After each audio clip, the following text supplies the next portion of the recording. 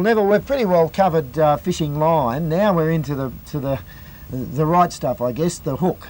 Yeah, the terminal tackle, Chris, and that's, the hook is most important also. Everything seems to be most important. Yeah, I guess so. Yeah. And it is. A main thing about a hook is firstly how sharp it is. Right. Can you buy it off the shelf real sharp, or have you got to sharpen it up? Right. 90% of hooks of this size, you've got to sharpen them up. And right. a good test for them to see if they're sharp enough is put them on your thumbnail like that and drag them across your thumbnail. And if they that's not too bad. If they tear your thumbnail like that, yeah, then they're not too bad. Right. Bit hard on the thumbnail. But, yeah, of course, yeah. Especially if you're testing them all day.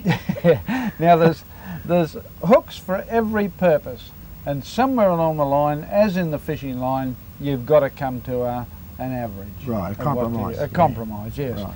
And when I say that, I'm looking at this type of hook here, which is a drop forged hook, very, very strong. Like to use them if I'm out on the close reefs, especially where you're fishing for, so say for fish around about £1.5, £2, yes, and then a big 30-pounder comes along and says, come here. Yeah. Okay? Yeah, yeah. Now, if you haven't got a forged hook on, you'll blow that fish. Right. It's wire hooks are just too weak. Yeah. Stainless steel, too weak. Right. You must have a drop forged hook to do it. Is that steel? And that's what it is. That's Yes, straight forged steel. Right. This one also is a forged steel hook. Now, if you notice the shape of this one, where you've got a lot of penetration, yes, that is a live bait hook. What's right. used in live baiting. And if you're using live bait for your bait, yeah, that's the hook to use. The small fish can carry it for a long period without tiring. right. Okay, and then you can let him go if nothing's taken it by the end. This is a normal wire hook. That's also a drop forged on like that. This is a wire hook, and whilst they're, as I say, they have their problems of being weak, they also can be ganged very easily, Right. and used as a gang, where you can drop down in a size of hook then and use a gang on them, as in for tailor, etc. Right. Once again, that's the baby one to that. That's drop forged again. These are the ones we see in fishermen's creels around the estuaries, aren't they? Yes, These three yeah, here. These three here. Now, this would be used for a brim if you're using yabbies or something like that. Right. But I don't like long shanked hooks. Why not? Well, that's just too much for the fish to get in its mouth, I always Is it right? feel. Yeah.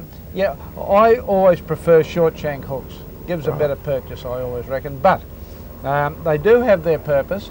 And the purpose is that if you're using a worm, you can get a lot of worm on there, right, before you're up to the line. Yes, up to the line. Yeah, okay. Isn't it true that that long shank could act to a degree as a trace? Yes, if you're fishing for flathead, yes, it's Right. a very good idea. Use a 2-0 long shank, and Yeah. then just hook the fish. If you're using, say, a pilchard, as we'll do this later, just hook it through the eye. Yeah. And then when the flathead takes it, he's gnawing on the shank of the hook instead of on the line. Instead of on the line. Yeah, yes. Fine.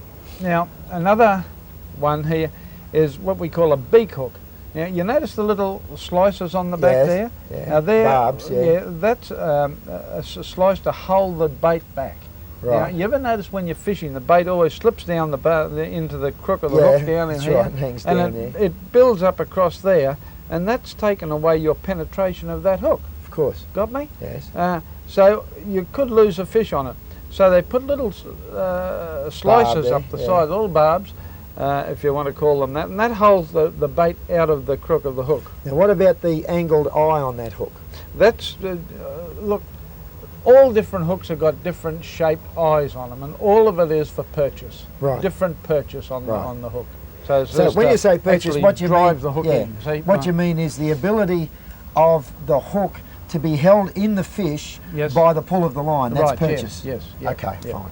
And once again, back to say a whiting hook, which is a number 4 or a number 5, depending on if you're using worms. I always say use a 5, and if you're using yabbies, use a 4. Okay.